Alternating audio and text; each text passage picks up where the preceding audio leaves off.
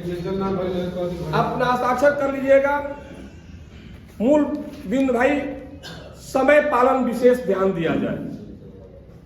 मैं बोल भी लिया हूं, मैं आप सबको स्पष्ट कहना चाहता हूं, मीटिंग के समय मोबाइल पे वार्ता अगर किसी सज्जन साथी को करना है तो बाहर निकल करके कर लें।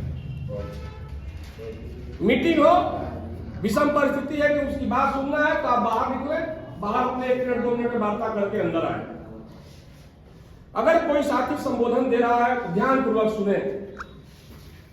मेहनत कर रहे हैं, सदस्यता जहां शून्य की बात आप चर्चाएं हो रही है, पूरे प्रदेश में सदस्यता कहीं की शून्य नहीं है। सदस्यता नहीं, जनपद जीरो, कोई जीरो नहीं। 35 जनपद का हमारे मनियर अध्यक्ष जी ने। चलिए, जो भी स्थितियां उत्पन्न हो रही है,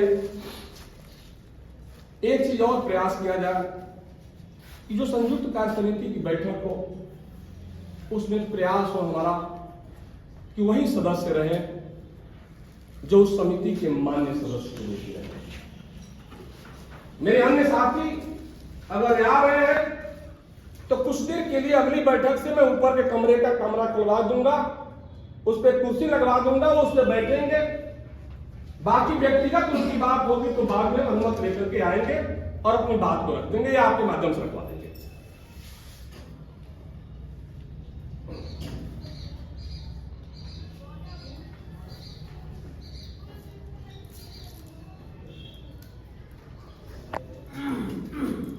बाकी से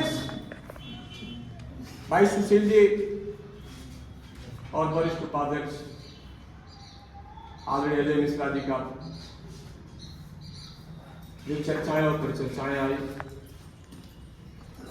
उसको मैं आप सबके अनुमति से जोड़ना चाह रहा हूं। भाई संतोष तिवारी जी संगठन और शिक्षक हित में कार्य कर रहे हैं। अब जब वरिष्ठ उपाध्यक्ष जी और भाई सुशील जी का प्रस्ताव आ गया तो इस प्रस्ताव का मैं हृदय से समर्थन करता हूं और भाई संतोष तिवारी को जिला कार्य समिति के जिला संगठन मंत्री के पद पर नियुक्त करने की घोषणा करता हूं। विरोध का तो उस तरह से हम और आप व्यवस्था करें। दूसरी चीज, आप मेरे मोबाइल पर भेजे थे और मैं बेसिक शिक्षा अधिकारी को उसी दिवस में प्रिंट आउट करा करके दिया और बेसिक शिक्षा अधिकारी अपने मोबाइल से खींच कर अजय सिंह को उसी दिन मैसेज किया कि तत्काल रूप से इसका आदेश पारित करो। दुर्भाग्यवश वो अपने रजिस्टर अपनी डायरी नहीं लेकर के बेसिक शिक्षा अधिकारी गए, फिर बता दिया गया। और किन्हीं कारणों से मैं बनारस में था, भाई अशोक जी बताया तबीयत खराब की बात, किसी मेरे रिश्तेदार का हार्ट अटैक और किडनी दोनों एक साथ डैमेज हुआ जब 400 शुगर हो गया। अचानक तो कहता है कि मैं मानव संपदा पे लोड कर दिया हूं, भेज दिया हूं, और जब बेसिक शिक्षा अधिकारी कार्यालय में बुलाया जाता है तो उसको वह मैसेज नहीं दिखता है। वह दौड़ करके आता है बेसिक शिक्षा अधिकारी कार्यालय पे और फिर अपने उस अधीनस्थ कर्मचारी से पूछता है कि आपने समय से नहीं भेजा। मोबाइल जब चेक होती है तो उस पर नहीं आता है, फिर आता है और उसके 1 सप्ताह नहीं 5 दिन भी दिवस नहीं बीतते हैं, वह नियुक्ति पत्र भी जारी हो जाता है। आप 10 दिन बीत जाता है। जब कठोरतम व्यवस्थाएं किया गया तो मेरे भाई ने कहा कि मैं 4000 रुपया दे आया हूं। विचार करिए, आप पैरवी भी करा रहे हो, 4000 रुपये भी दे रहे हो, लेकिन आपके ताकत के बल पे हो रहा है। मां सरस्वती के मंदिर में कह रहा हूं, किसी ने किए हुए वह कार्य भी हुआ और वह लड़का आपके ब्लॉक में जाकर के कार्यभार कर रहा है, वह आपके ताकत के बल पे था। दूसरी चीज, एक शिक्षक की पत्नी है, यहां बैठे हुए उनके भाई साहब, तो पता चला कि 2 ब्लॉक फाइनल हो गए हैं। मैं बीएसए से कहा, आलोक से भी कहा, बीएसए से भी कहा कि बेइज्जत होने की ताकत मत उत्पन्न करिए आप। वो कहा कि सेकंड भर के लिए आप फोन रखिए जल्दी, मैं अभी तुरंत आलोक से बात कर रहा हूं। और उनका स्पष्ट संदेश था कि आज जितने ब्लॉक की रिपोर्ट लग करके अनुसारित या जो भी खंड शिक्षा अधिकारी के माध्यम से आ गया है, A to Z का मैं 1 दिन का वेतन भुगतान करने की अनुमति प्रदान करने जा रहा हूं। बहुत बढ़िया। यह बेसिक शिक्षा अधिकारी। दुर्भाग्य भाई अशोक जी अभी बताए कि क्या लिखवाना है, कैसे लिखवाना है, अभी नहीं आया है। ऐसी परिस्थितियों में आप महसूस करिए 14 नवंबर या 14 दिसंबर को हमारा धरना था। 14 दिसंबर 14 दिसंबर को 1 सप्ताह का जिला बेसिक शिक्षा अधिकारी ने समय लिया। 1 सप्ताह बाद ही हो सकता है तो खंड शिक्षा अधिकारी के पास भेज दिया। 1 सप्ताह बाद या 10 दिन बाद, 15 दिन बाद हमारे सम्मानित अध्यक्ष और मंत्री जी, आप अपने खंड शिक्षा अधिकारी से क्या लिखवाए? अगर आपका खंड शिक्षा अधिकारी नहीं लिख रहा था तो आपने जनपद के किस पदाधिकारी को बताया कि हमारा कार्य हमारा खंड शिक्षा अधिकारी नहीं कर रहा है? भाई ज्ञानेंद्र जी, जनपद के कोषाध्यक्ष, आज आपने बताया कि मेरा खंड शिक्षा अधिकारी कह रहा है कि आज हम कल भेज रहा हूं। मैं उससे वार्तालाप किया और वो कहा कि आज ही मैं 1 घंटे के अंदर भेज दे रहा हूं। संभवतः भेज भी दिया होगा, संभवतः मतलब मान के चले 99% भेज दिया होगा। दूसरी चीज, बेसिक शिक्षा अधिकारी मृतक आश्रित की नियुक्ति आपके जब आप पत्रक दिए थे संभवतः 1 बकाया था। उसके बाद 4-5 दुर्घटनाएं पत्रावली आ गई। मुझे संभावना है कि 1 गणवार में जो लास्ट में पत्रावली आई है उसको छोड़ करके समस्त जितने उसके पास आ गए थे सबकी नियुक्ति वो कल से। कि जिस कार्य के लिए आप चले हैं उस मिशन पे रहिए। यह महसूस मत करिए आप कि आज मैं बैठक के लिए आया हूं तो आज ही बाजार करूंगा, आज ही लेखाधिकारी कार्यालय से भी कार्य होगा। जब बैठक में रहेंगे, जितना फोटो है मैं आपके समस्त फोटो को मैं बीएसए बलिया को भी भेज चुका हूं कि हमारी बैठक चल रही है। आप क्या किए? 1 दिन के वेतन पे सुबह मैंने वार्तालाप किया, लेकिन पहले अपने में मंथन कर ले, अपना होमवर्क कर ले, उसके अनुसार जो आप कहेंगे मैं करूंगा। कंडीशन ये रहा, 5 दिन पहले बीएसए ने कहा कि मैं 1-2 दिन के अंदर संपूर्ण कर दे रहा हूं। मैं 3 दिन पहले आलोक और दिवाकर दोनों से पूछा। आलोक ने बताया कि रसड़ा ब्लॉक का फाइनल मैं कर चुका हूं। मैं पूछा और कौन कौन सा ब्लॉक आपके पास आ गया है? तो जिस ब्लॉक का संपूर्ण आ गया उसकी व्यवस्था में हूं। चर्चाएं और परिचर्चाओं के दौरान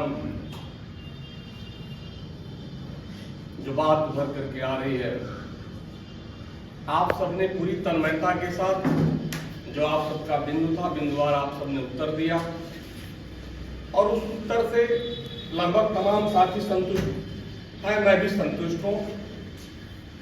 शेष जो आपके और मेरे कार्य है, उस कार्य पे कठिन परिश्रम की आवश्यकता है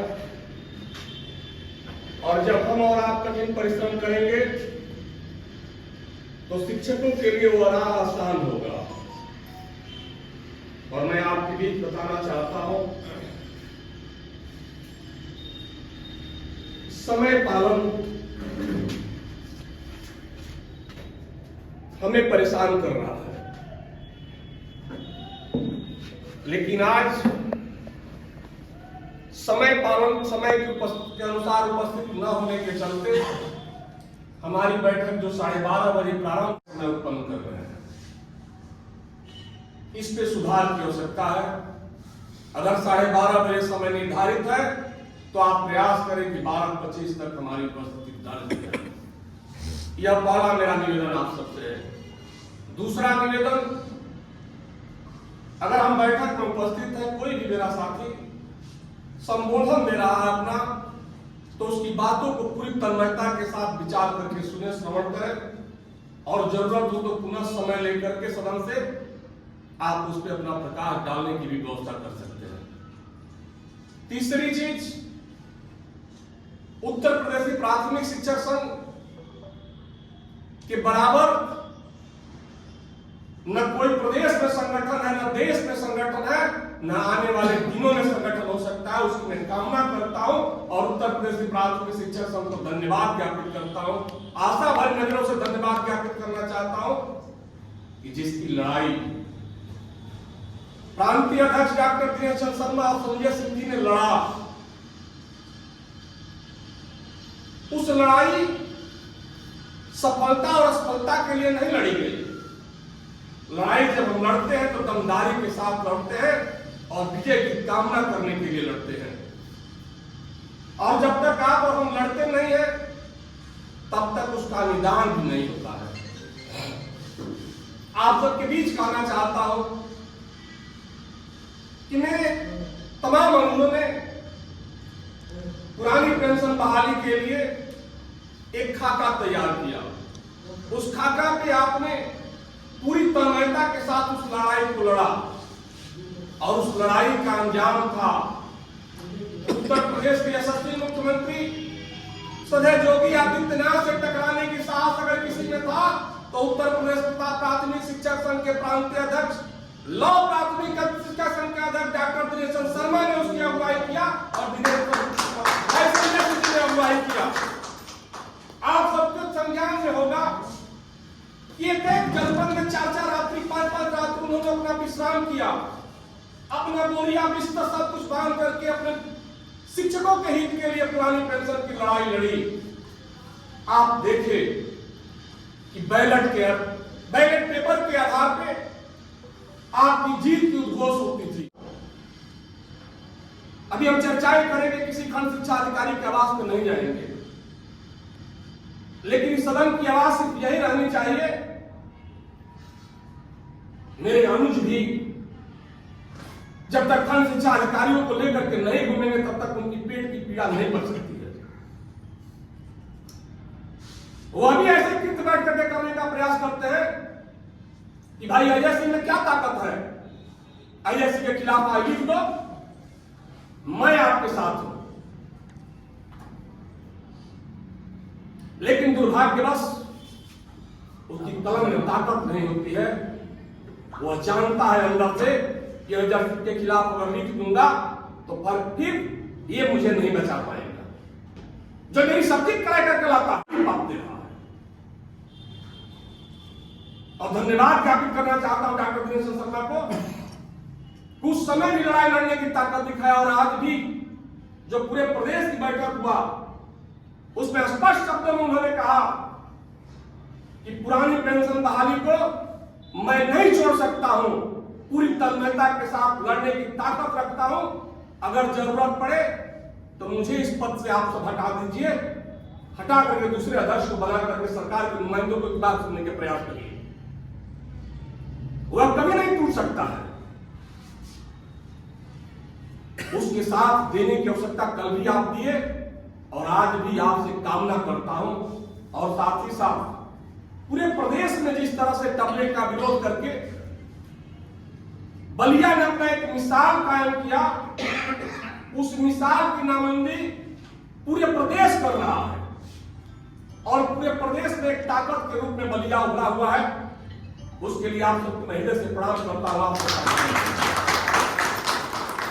भाई मुरली छपराकर था कि आप बता रहे थे फोटो, मेरे साथी ऐसे भी आप नौजवान हैं, आप उसको होमवर्क नहीं कर पाए थे, न पूछ पाए थे। कुछ ऐसे भी मेरे साथी थे, पूछ रहे थे कितनी संख्या से काम हो जाएगा। लड़ने चले गए आप, प्रयास करिए कि एक नए शिक्षक आ जाए। अगर 300 के सदस्य बनाए हैं तो 298 आ जाए, 295 आपकी उपस्थिति हो जाए।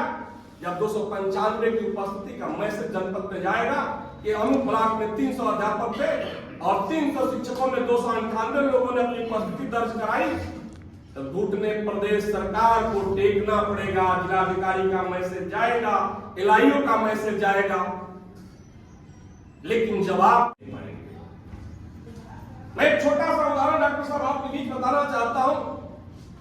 बहुत दिनों के बाद इस बैठक में मैं प्राथमिक शिक्षक संघ की बैठक में बाहर में प्रतिभाग किया, अचानक प्रतिभाग किया। मैं किसी अध्यक्ष मंत्री से नहीं बताया था कि मैं आ रहा हूं, लेकिन जब मैं उपस्थित हुआ 25 भी नहीं थी समझ भाई। मैं अध्यक्ष और मंत्री दोनों को बैठाया। संजोग से संतोष तिवारी भी वहां बैठे हुए थे, के सिंह बैठे हुए थे। आप सबने कुर्सियां 100 लगाई थी और संख्या 25 थी। निर्धारित समय संभवतः आप लोगों का 1 बजे था। 1:30 बजे में प्रवेश किया था। मैं दोनों लोगों को बैठा कर पूछा, आपने कितने लोगों को संदेश दिया है? तो अध्यक्ष जी ने बताया कि मैं 50-60 लोगों को फोन किया हूं। मैं कहा कि आपके पास प्रधानाध्यापक की संख्या कितनी है? इतना है। क्यों आपने 50-60 लोगों को इस संदेश दिया? फिर मैं मंत्री से पूछा, माननीय मंत्री जी आदित्य जी, आप कितने लोगों को मैसेज किए हैं कि आप उपस्थित होइए? तो मैसेज तो अध्यक्ष मैं 200-250 लोगों को किया हूं, लेकिन फोन 20 लोगों को किया हूं। मैं पूछा कि आपकी कार्य समिति कहां है? बाएं दाएं देखने लगे दोनों लोग। मैं पूछा कि अब आपकी 22 की कार्य समिति है कहां? उसके बाद बैठ करके धीरे धीरे समझाना पड़ा। आपके भी कान खड़े हुए, सोचने के लिए मजबूर हुए। लेकिन 1 घंटा मुझे बैठना पड़ा। 1 घंटे बाद वह संख्या 125 से 150 के करीब हो गई। मैं समझाया कि 22 की संख्या अगर आपके 5 लोगों को मैसेज कर दिया गया होता, फोन कर दिया गया होता, और वो 110 की संख्या होती, और 110 लोग 3 मिनट अपना समय दे दिए होते, एक लोग के पास मैसेज चला गया होता। और जब आप जानते हैं किसी प्राथमिक शिक्षा संघ है कि जब बैठक होता है या धरने का कार्यक्रम होता है तो किसी शिक्षक का वेतन नहीं करता है। योग्य मंत्री डॉक्टर राजेश पांडे जी और सचिन तेंदुलकर की तरह सबको गुब्बार लगाने वाले हमारे कोषाध्यक्ष, जो कई बार चुनाव जीते हैं, अभी कई बार जीतेंगे, रिटायरमेंट तक जीतते रहेंगे, इसमें कहीं कोई संदेह नहीं। कह भी रहे हैं कि अभी बहुत कुछ करना बाकी है। और मेरे साथी उपाध्यक्ष जितेंद्र जी, बेरवाल के अध्यक्ष, और इस संयुक्त कार्य समिति की बैठक में उपस्थित सभी ब्लॉकों के अध्यक्ष जी, मंत्री जी और सम्मानित कार्य समिति के साथी और मातृ शक्ति का प्रतिनिधित्व कर रही समिता जी, यह बैठक बहुत दिनों के बाद हुई है और इस बहुत दिनों के बाद होने का खामियाजा हम सब भुगत रहे हैं। न केवल शिक्षक की कामों के लिए भुगत रहे हैं, बल्कि 4-10 होने वाला है इस समय भी हम हैं। और अभी मैं ही 1-1.5 घंटा बोलूंगा, 1-1.5 घंटा मैं बोलूंगा, 1 घंटा अध्यक्ष जी बोलेंगे, 6-7 बजे तक आपका समय है। मैं इसलिए ज्यादा बोलूंगा और भोजन की व्यवस्था करा दी सर, करा देंगे भोजन की व्यवस्था, जो आप चाहेंगे, जो आप कहेंगे करा दिया जाएगा। आप धैर्य से मेरी बात सुनिए, अध्यक्ष जी की बात सुनिए। कुछ रह जाता है तो मंत्री जी को भी फिर सुन ले।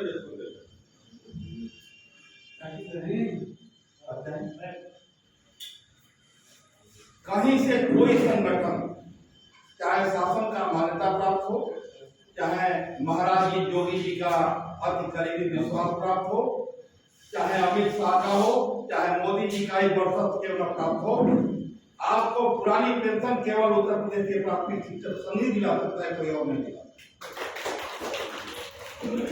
कोई संगठन पुरानी पेंशन दिलाने की स्थिति में नहीं है। हम भी थोड़ा कमजोर हैं, लेकिन दिला करके रहेंगे, दिला करके रहेंगे, दिला करके। दूसरी बात, 1 दिन का वेतन कटौती प्रमुख समस्या है। यह प्रमुख समस्या जनपद में आकर जनपद से ब्लॉकों की तरफ जा चुका है। आप अपने एसबीआई से कहिए कि जितने लोगों का वेतन कटौती कटा है, एक चार्ट में उनका नाम लिखो, उनका स्पष्टीकरण लिखो। मैं इस कारण से नहीं आया, मैं इस कारण से नहीं आया, मैं इस कारण से नहीं आया, और नीचे लिखो दिए गए सारे स्पष्टीकरण सत्य प्रतीत होते हैं। इनके सत्य प्रतीत होने वाले स्पष्टीकरण को देखते हुए मैं इस पक्ष में हूँ कि इनका 1 दिन का वेतन तत्काल देकर किया जाए, आरित किया जाए। और यहाँ बेहतर कर दिया ये हमारे अध्यक्ष जी वहीं बेहतर का आदेश कराएंगे। 1 दिन के वेतन की कटौती बहाल होगी और सबके बोनस मिलेंगे, किसी साथी का बोनस पकड़ा नहीं रहेगा 1 दिन के वेतन की। दूसरी बात, हमारे सुशील भाई ने कहा, संतोष तिवारी जी के लिए एक प्रस्ताव लाता हूँ, इनको जगह दिया जाए या सम्मान किया जाए। जो भी इनके शब्द हों, जो भी इनकी बात हो, मैं इनके प्रस्ताव का पूर्णतः समर्थन करता हूँ और अध्यक्ष जी से निवेदन करता हूँ कि संतोष तिवारी जी को यथाउचित सम्मान दिया जाए, पद दिया जाए। शेष बातें सभी सदस्यों ने रखा, सब लोगों ने बहुत अच्छा बोला। मैं यूं कह दिया था कि 1-1.5 घंटे बोलूंगा, 1-1.5 घंटे बोलने की कोई मौका मेरी नहीं है। मैं निश्चित रूप से बतौर आपके वरिष्ठ उपाध्यक्ष ये बैठक में पहली बार और अंतिम बार बोला। जैसा हमारे अरुण पांडे जी ने कहा, सरकारी रूप से वो रिटायर हो जाएंगे, हमारे साथ हैं। मैं आपको पूरे विश्वास के साथ कहता हूँ, यही कुर्सी पे अगल बगल आपके साथ बैठूंगा, पद पे रहूं चाहे ना रहूं, जीवन भर आपके साथ जरूरत होगी। ठीक पीछे में रहूंगा, क्या आगे नहीं रहूंगा, यहाँ की जरूरत होंगे तो ठीक पीछे रहूंगा और पूरे साथी से अपनी क्षमता से अपना काम करता हूँ। जिंदाबाद जिंदाबाद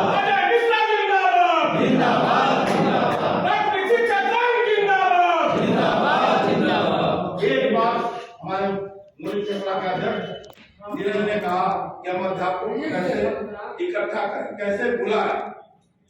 हमारे अध्यक्ष गलाई के ओझा जी ने कहा इतनी सदस्यता काटते हैं, हम इतनी सदस्यता काटते हैं, ये किए हैं, वो किए हैं। केवल एक सदस्यता इस बात में इसने नहीं काटा है जो दूसरे संगठन का संभावित है भी नहीं, दूसरे संगठन का संभावित है। केवल एक व्यक्ति की सदस्यता इन्होंने गलाई में नहीं काटा है। सभी सदस्य हमारे उत्तर प्रदेश के प्राथमिक शिक्षक संघ के क्रांतिकारी सदस्य हैं, जहां बुलाया जाएगा वहीं। मैं जिला संगठन को, बेलाही के संगठन को भी अपनी पूरी ताकत से अपनी ऊर्जा का प्रयोग करते हुए अपनी शक्ति दूंगा। इन्हीं चंद शब्दों के साथ मैं अपनी वाणी को विराम देता हूँ। विरोध का तो उस तरह से हम और आप व्यवस्था करें। दूसरी चीज, लेकिन फिर भी 58 तो संख्या जो मुख्य पदाधिकारी हैं उनको तो आना चाहिए। कई सारे हमारे साथी हैं, हमें पूछे कि अभी अनिल पाड़े को मैं फोन किया करीब 1:15 बजे कि क्या पाड़े जी मीटिंग की क्या दशा है।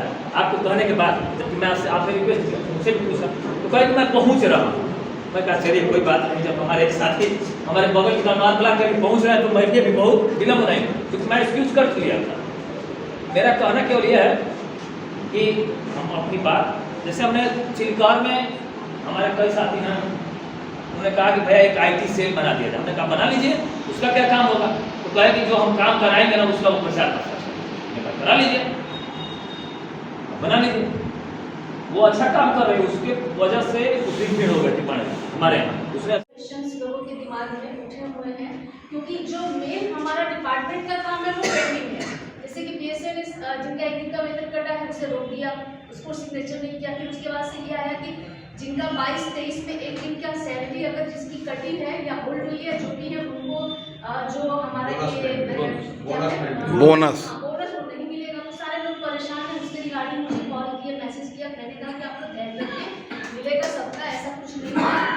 दूसरी बात ये कहना चाहते हैं सर कि पेंशन का मुद्दा, तो ये तो मानने वाली बात है सर कि सब लोग आराम से सोए हैं। आपने जैसे बोला है कि जो सोए हैं उनको जगाना है, मतलब वो तो जग जाएंगे, जो जगे हैं वो सोए। सर जगे हैं वो भी जग जाएंगे, लेकिन ये बताइए कि जब संगठन बुलाता है तो आप कितनी बार आई हैं? आप अपनी उपस्थिति एक बार हमें बता दीजिए, बता दें आप लोग।